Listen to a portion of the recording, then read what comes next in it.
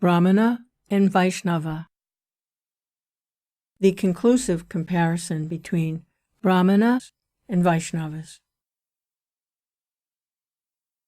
Srila Bhaktisiddhanta Saraswati Thakur. Translated by Bhumipati Das. Continuation 28.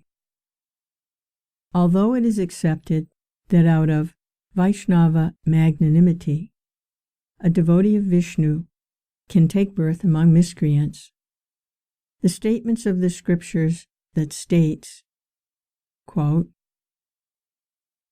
a Vaishnava purifies and delivers whichever family he appears in, end quote, has now simply turned into some words. All the same, we should know that a Vaishnava does not take birth in any family at all. It should be understood that even if Vaishnavas do take birth, demoniac, self-centered communities do not accept them. The pure form of varnashram can never be found in any society that has become degraded due to the absence of devotion to Vishnu.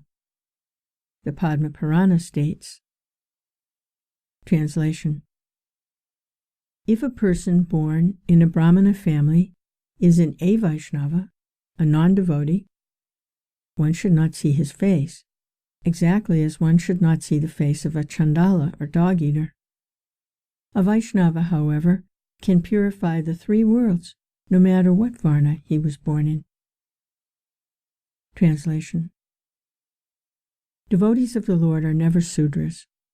Rather, they are all first-class Bhagavatas. But if one is not a devotee of Lord Krishna, he should be considered a Sudra, even if he was born in a Brahmana, Kshatriya, or Vaishya family. One who considers a devotee of the Supreme Personality of Godhead who was born in a family of Sudras, Nishadas, or Chandalas to belong to that particular caste certainly goes to hell. If these 8 types of devotional service are seen in a person, even if he was born in a family of Malechas, then such a topmost Brahmana, best of sages, Jnani and Pandit, should be offered food, and his remnants should be accepted, for such a Vaishnava is as worshipable as the Supreme Personality of Godhead. End translation. All these statements of the scriptures are meant for uplifting the fallen followers of Varnashram and for humiliating the followers of Varnashram who are devoid of devotional service. The Srimad Bhagavatam 11, 17, 10, 12 through 13 states, translation, in the beginning, in Satya Yuga, there is only one social class, called Hamsa, to which all human beings belong. In that age, all people are unalloyed devotees of the Lord from birth, and thus learned scholars call this first age Krita Yuga, or the age in which all religious duties are perfectly fulfilled.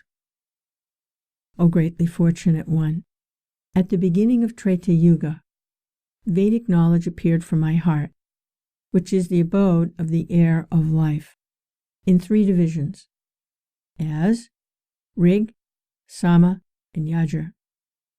Then, from that knowledge, I appeared as threefold sacrifice.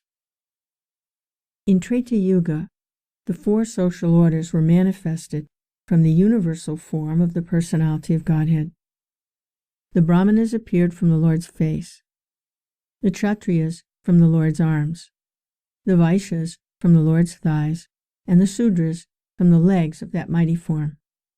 Each social division was recognized by its particular duties and behavior. End translation. In the beginning, there is only one social class called Hamsa.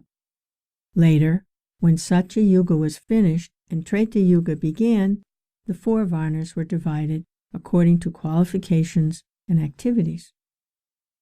In the Srimad Bhagavatam 11.5.2, it is stated, translation, Each of the 4 social orders, headed by the Brahmanas, was born through different combinations of the modes of nature, from the face, arms, thighs, and feet of the Supreme Lord in his universal form. Thus the 4 spiritual orders were also generated. End translation.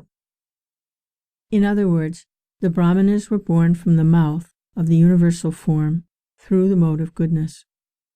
Kshatriyas were born from his arms through the mode of passion.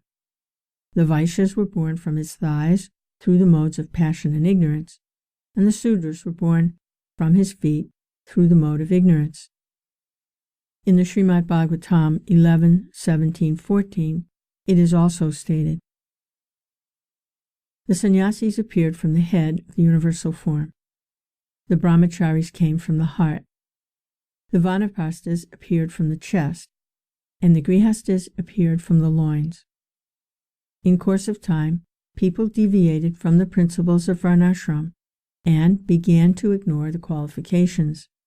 That is why the varnas are presently ascertained only by seminal consideration.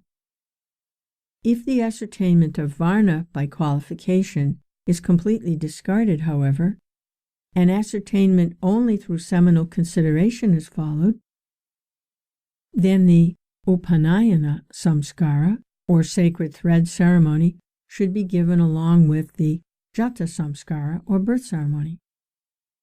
But instead of this, a person's propensity should be examined, and if the mode of goodness is seen, then he should be awarded the sacred thread and be allowed to study the Vedas. The upanayana samskara must be awarded in the early stage of one's life. After undergoing this samskara, one is allowed to study the Vedas and perform other rituals. But if one wants to become a Brahmana at the end of one's life, there are many Vedic mantras that oppose this. If one does not begin to study the Vedas at the proper time, one will not have the fortune of becoming competent.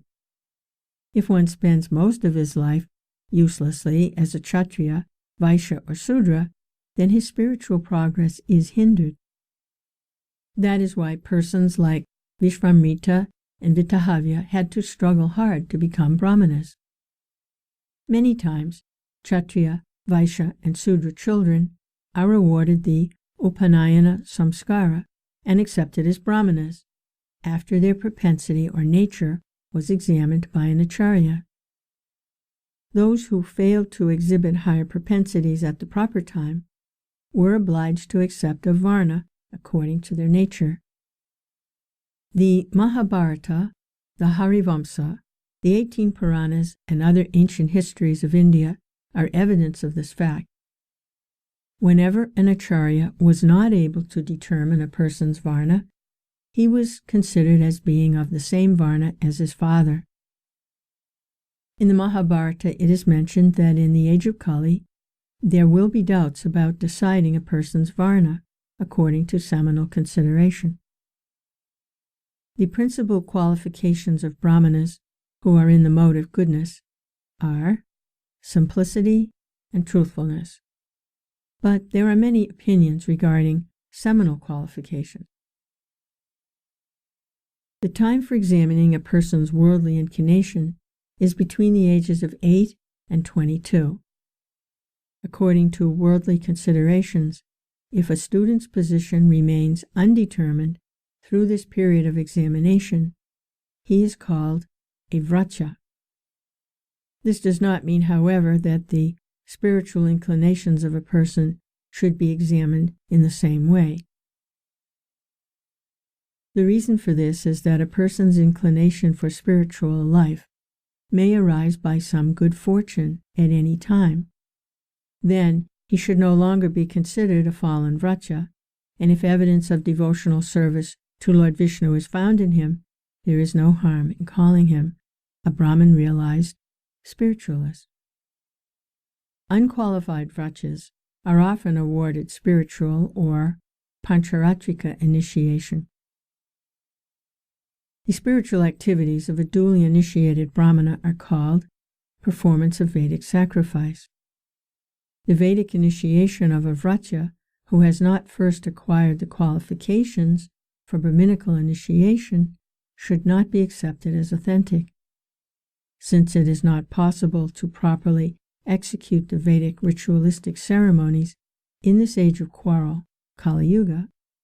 Those who have taken Savritriya, Brahminical initiation, should be known as Sudrakalpa, as good as Sudras.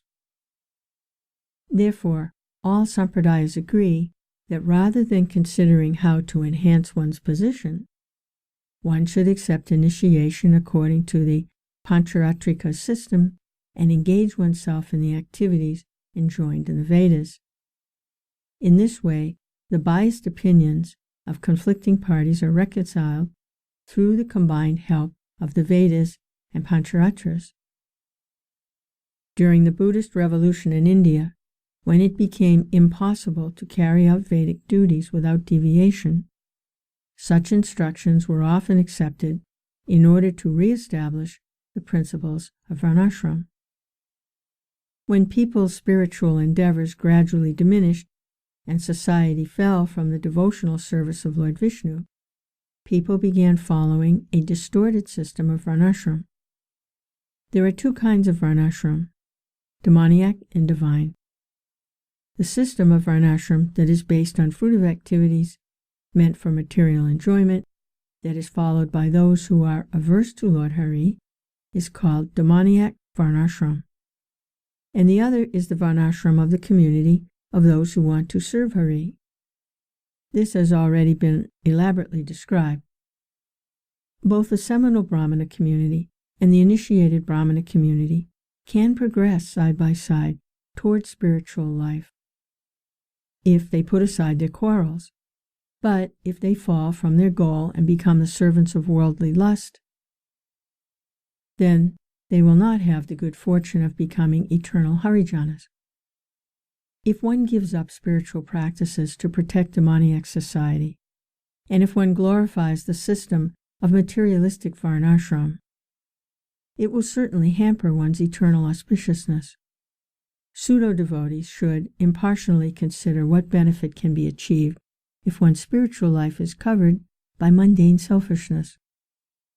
We will hereby refrain from publicly addressing their foolishness. If we see that they are gradually and silently progressing toward the spiritual kingdom, then our happiness will increase.